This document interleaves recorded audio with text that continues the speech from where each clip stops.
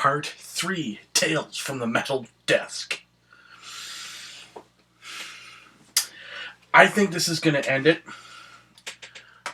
A lot of the records you're going to see here are ones, yet again, that you've already seen, you already know.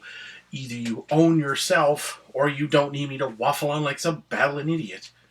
Like I already have for 30 seconds. Okay, let's get right to this. So, I'm going to pull this up here and kind of set it on top. This is approximately bigger than last night, I think, but I don't think it's going to take near as long. I think there's going to be only the odd one that'll get a little chit-chat. I've talked about this enough. I've jammed this enough over the last month. This is one of my biggest records of the last 20 years, as far as I'm concerned. A lot of people are probably thinking that's crazy. I've never really heard of it. Well, you need to get on it. You need to get on Kill or Be Killed, and you need to do it now. Once this video's done, you need to get it, and you need to check it out. Greg Puciato, lead singer for Killswitch Engage. Max Cavalera, Soulfly Sepultura. Troy Sanders from Mastodon, and the drummer that recorded the record is Dave Leitch from Mars Volta. But yeah, it's a sick record. One of my most recent acquisitions, one that I love dearly, Death Angel, Act 3. Such a good friggin' record. One of the many of these reissues, Digipack. No need to explain. A band I was late to the party, but over the last 2 or 3 years. This is At the Gates. It's a double disc for To Drink from the Night itself. If you're an At the Gates fan, you'll notice that when you listen to the song To Drink from the Night itself, the intro riff sounds very much like Blinded by Fear, which I'm okay with because it's heavy as balls. Yeah, I'm sorry, I just had to kind of spread this out a little bit. Digipacks and regular jewel cases. Pantera, Great Southern Trendkill. This, along with its previous partner, which I'll get to here shortly, one of the biggest records that was a major influence on me. I have yet to post that, of course, on the Facebook thing that I'm doing, but that's here nor there. This next one. Now, I know Cloudy Myler at one point got this from the One Nation or the Nations pressing, but this is Kill 'Em All from Metallica. We also have Master of Puppets. Now, a band that I used to listen to them quite a lot, and I still do from time to time. I really liked them. I love a lot of their older stuff. That's Godsmack, Icon CD. It's kind of like their best of. I don't get too deep into it now, but I bought it, just for nostalgia purposes, I guess. This here, this is called Single Cuts for Judas Priest. Not a bad little disc. I mean, I have most of those, so, I'm going to do something a little special for that. And, of course, last but not least, And Justice for All. Now, this here's another one. Another great record. Great little thing. Great little mix that I'll listen to. Metal, A Headbanger's Journey. Great little pickup. Great little another Christmas gift I received. And of course, I believe I already showed this in one of the other videos, but this is I have this here, which is just the little cover. So I'll actually add this to it, and I'm probably going to take it back out to my vehicle here again soon, and crank that one up. Soundtrack to Your Escape in Flames. This monster here, The Blessed Hell Ride, Black Label Society. Love it, love it, love it, love it, love it, love it. Very, very good record. I can't get enough of it, to be honest. And I bought this literally the day after Neil Peart died. And funny enough, I've never actually had this, but I do like Rush a lot. And of course, I've seen Dan. I think Dan Powers has this on vinyl. Lucky bastard. And another, and as I said, the cohort to Great Southern Trendkill, we have Far Beyond Driven. These two records here got me through a really, really hard time when I lost my father. That was rough, very rough.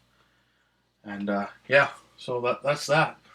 Now, so these ones I just showed, I took them out of my. I brought them out of the car, just to kind of say, hey, these are the other ones I have, in case you were wondering where they were. Now,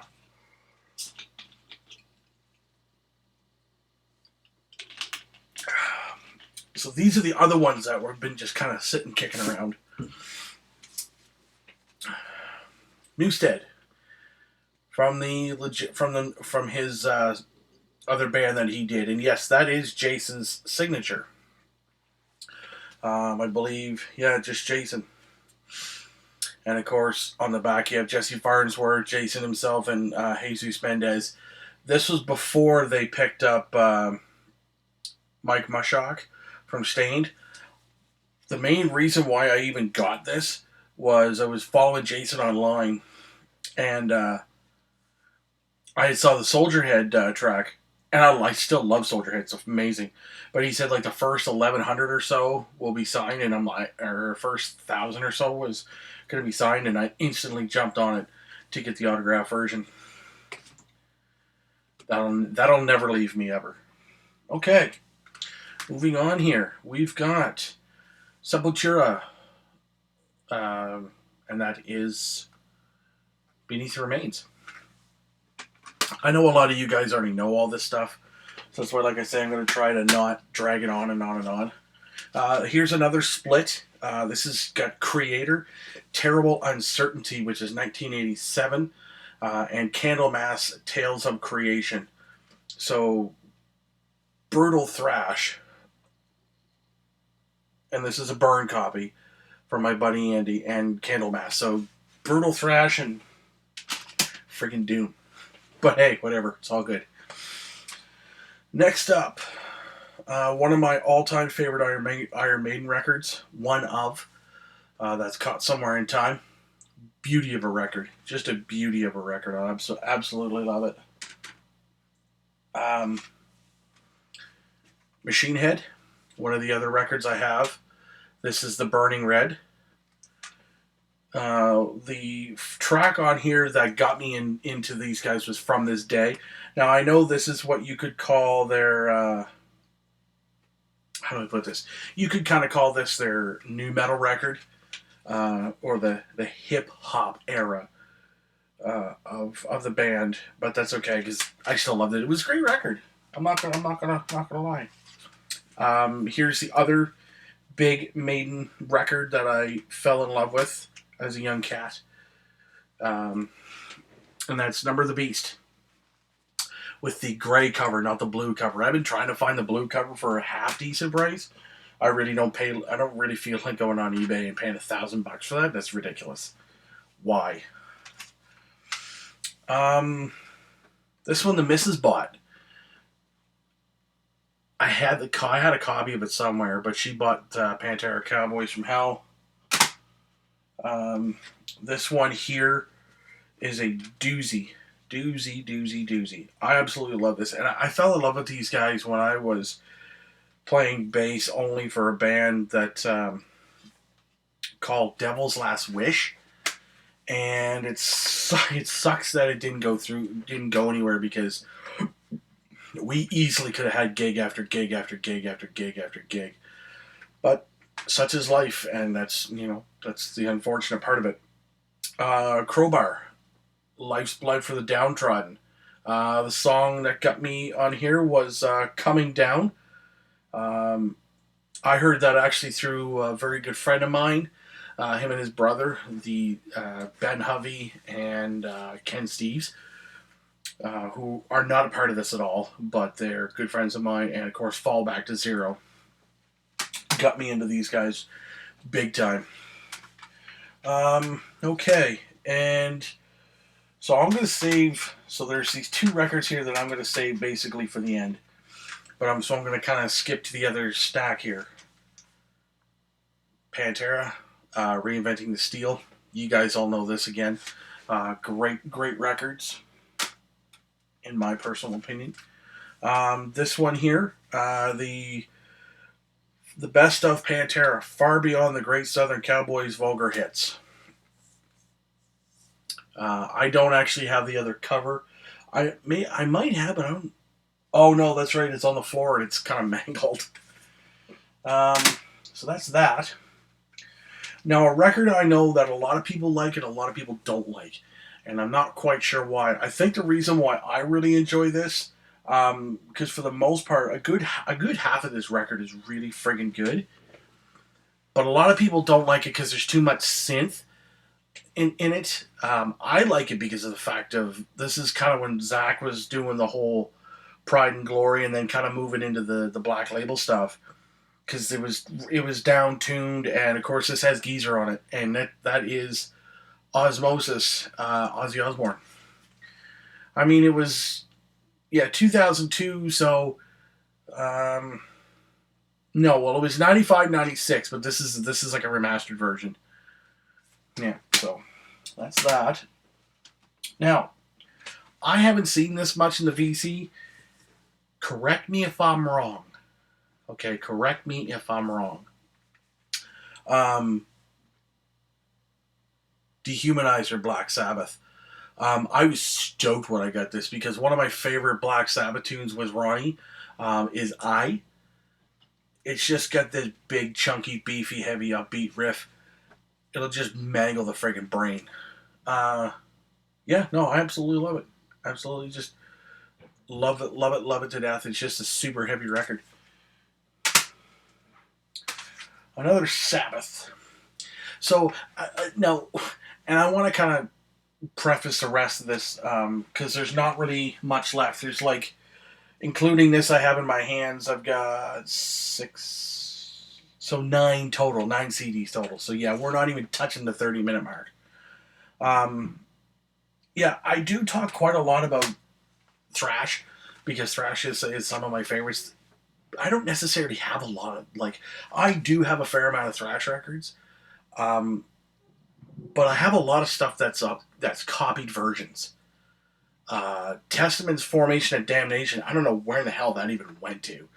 Because I know I didn't show it here.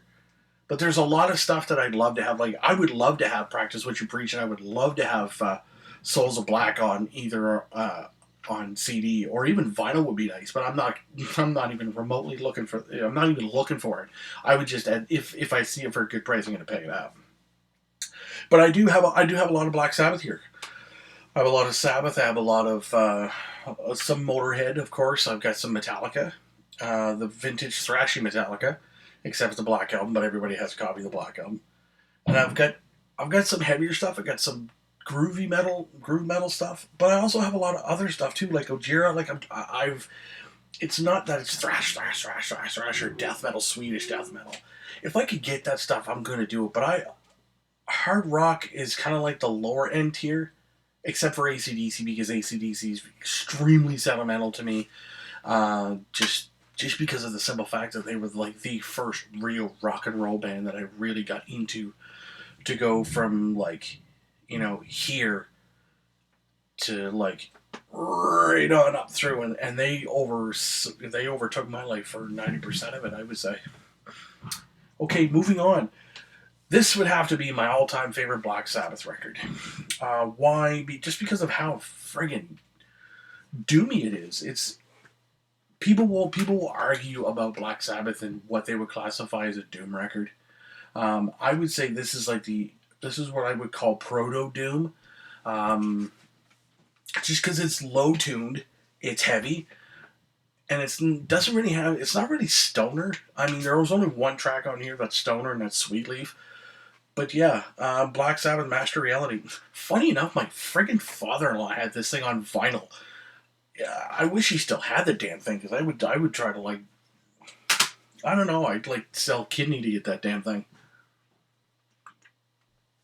But then again, he's loony enough to actually give it to me. Okay, so moving on. We've got this one from Motorhead. Now, this is one of the very first Motorhead records I actually owned. And I had to go out and re-buy the damn thing because I wore the other one out. I literally listened to it every day for like two and a half years. I don't even know where the hell I caught the damn. I don't even know why. I think I might have been just hanging out with a buddy of mine, and he put on "I'm So Bad, Baby, I Don't Care" off of this gem, and holy shit, it just kicked me right in the teeth. And then the rest of it's just so great. It is just really, really good. Now I find this is the one with this is the band where it was really good because you got Lemmy, Wizzo, which is Phil Campbell, um, Filthy Animal Taylor, and Wurzel. It's a great back cover. That's a super awesome back cover, eh? I love that. So rad.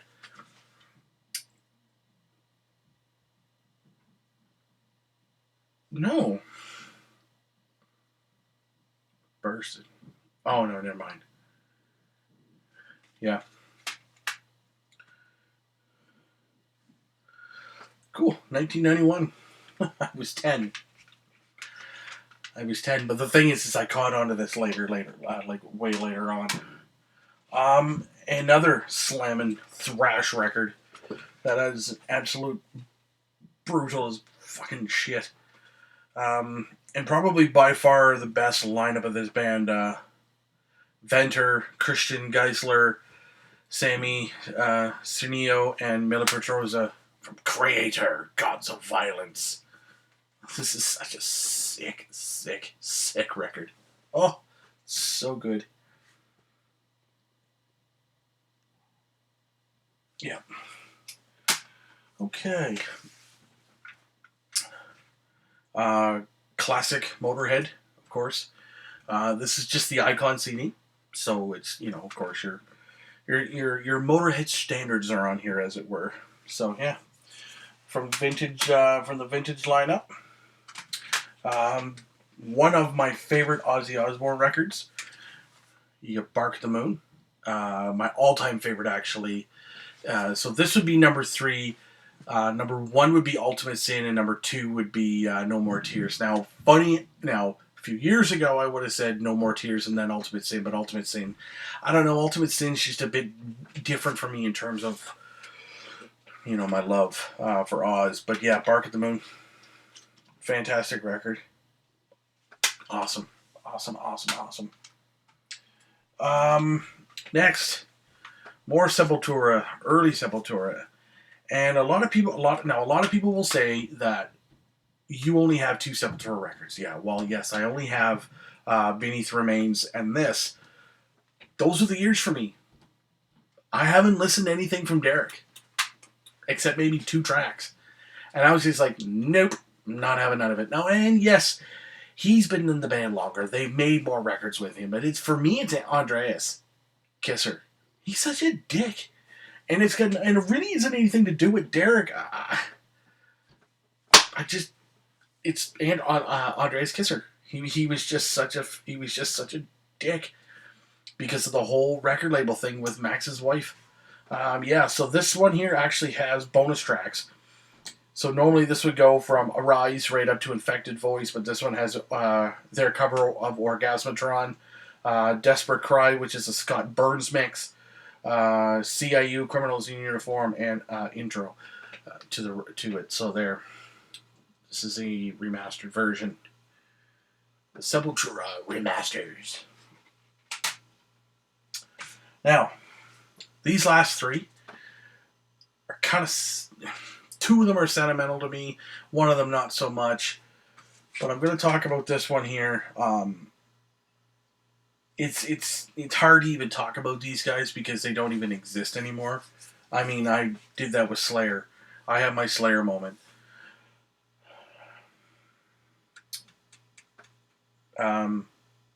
Sabbath. The End. This is the live record from their last show in Birmingham. The End. it was good. Now, when I saw them live in Halifax, Nova Scotia, that was, to me, that was quite nice. I got to see them. I'm like, okay, I'm good. You know, it was hard, but it was a great show. Just a thunderous, you know, thunderous show. And it's funny because it was like about 5 or 6 years ago when we actually got to see them. Oh, man. Just mind-boggling if you ask me. Okay.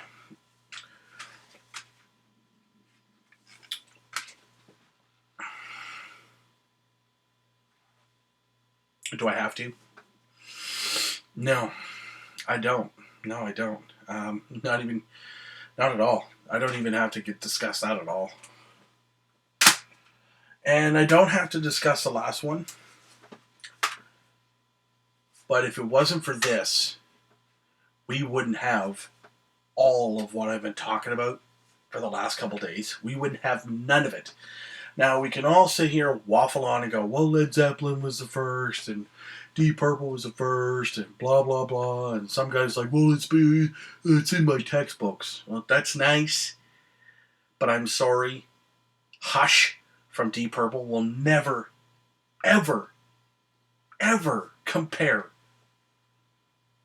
to Black Sabbath's Black Sabbath.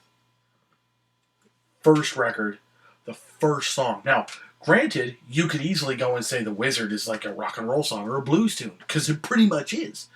Wasp Behind the Sleep, Wasp Behind the Wall of Sleep, basically, an NIB, it's more hard rock, yes. Wicked World is totally a blues thing. A Bitter Finger, Sleepy Village, and Warning. That's also kind of like a hard rock thing. But I'm sorry, Black Sabbath, the song itself. Lewis from Discord and I, we've had this conversation numerous times. It's the end. You know, you get your tritone, the boom, bang, boom.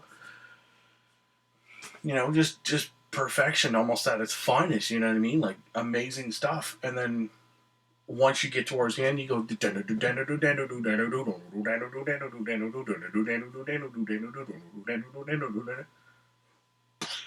the money riff. The money riff, I call it. You know, I think it's really hard to kind of beat that kind of thing. You know what I mean? Like, like I said, if it wasn't for that record, we would have none of what we have today. And you can fight me in the comments. I don't care. You can say your piece. I don't care. Yada, yada, yada. But I'm sorry. If it wasn't for them, if it wasn't for this, bands like this, you know, bands like this, or this, definitely these guys, or even these guys, would not even remotely exist. And like I say, you can fight and argue with me on that in the comments. That is totally your choice. But I'm telling you, it's the state. It's just a fact. Start of it all. And I'm telling you, when these boys pass, it's going to be rough. Especially Tony. Because at the point in time where I was really getting into Sabbath, like down the wormhole with Sabbath, I was actually trying to learn how to play guitar, which I'm actually considering doing again, just for fun, just to kind of fart around, you know, learn, play in my spare time. Because I mean, I have my bass and stuff, and I do you know, I haven't really played it much, but you know. When I was, like I said, when I was really starting to learn, I mean, I'm left-handed, right? I play the way Tony plays, you know? So what did I do? I went and I bought an LTD Viper, and no, it's not an SG, but it was in red SG shape. It just has like an offset, you know, extended bottom piece. And I was loaded with EMGs, and I took that thing home, and I was just playing, and I sold that thing. I never should have, because I mean I might be playing guitar in Beyond Eternal and not bass. But hey, say la vie, right?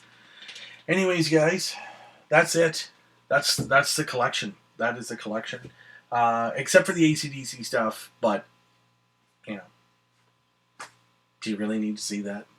No, I'm sure you've already seen it. There's only a couple other records that, you know, I think the only thing that I have is like TNT, the Australian TNT, which is pretty rad.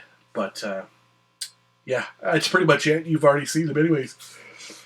All right, guys, thank you very much for watching. I appreciate it. Let's have the comments down below, and yeah, have a good time, guys. Cheers. Keep it heavy, fucking heavy.